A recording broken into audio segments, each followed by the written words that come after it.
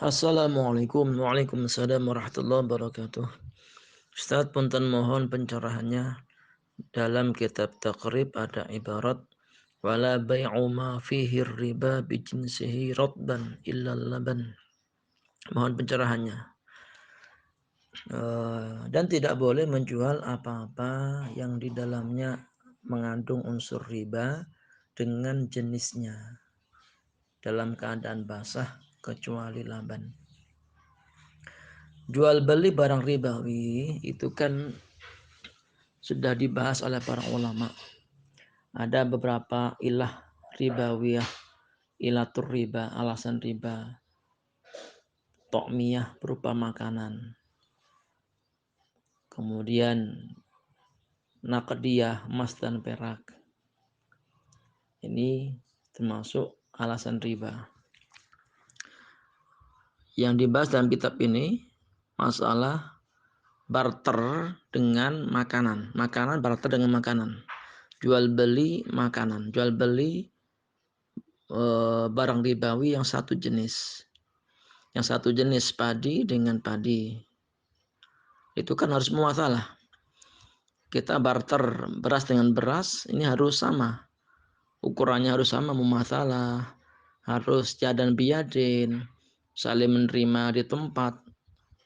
Harus takobut, harus cash, harus saling menerima barang di tempat. Itu kalau barang-barang satu ilat riba dan satu jenis. Tapi kalau beda jenis, contoh satu ilat riba, sama makanan, beras di barter dengan kedelai misalnya. Nah itu cuma dua syaratnya, harus cash dan saling menerima di majelis. Tidak wajib mumasalah, gak harus sama ukurannya. Nah kalau satu jenis, beras dengan beras, jagung dengan jagung, kedelai dengan kedelai, itu harus mumasalah, harus sama ukurannya.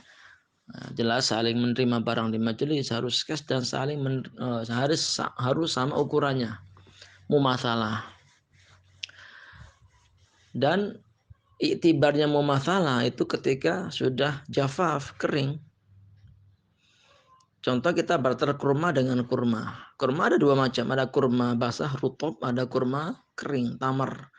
Anggur ada anggur basah, inab, ada anggur kering, zabib. Sekarang kita mau barter kurma dengan kurma.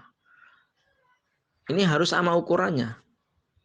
Sekilo dengan sekilo, nggak boleh beda. Meskipun beda jenis kurma.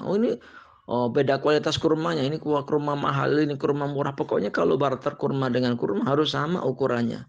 Harus cash, saling menerima barang di majelis. Kemudian harus mumatsalah, tamasul. Harus sama ukurannya, sekilo dan sekilo.